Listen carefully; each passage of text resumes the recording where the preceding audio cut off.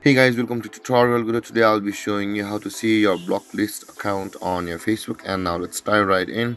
Now to watch your blocked accounts on your Facebook, first open up your Facebook app like this and make sure to log into the account on which you're watching your blocked list or the blocked account list. And from over here guys, at the top right corner of the screen, just below the messenger icon, you can see the three line icon available for us. Tap on that three line icon like this, and from over here again at the top right corner of the screen again, you can see the settings icon just beside the magnifying glass icon. Tap on that settings icon like this, and again you can see the profile settings at the top of the list. Tap on that profile settings like this, and over here guys you can see the fourth option under the category of privacy. There is the blocking.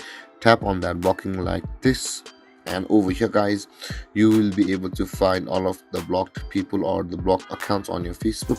And there guys, this is how you find your block list on your Facebook account.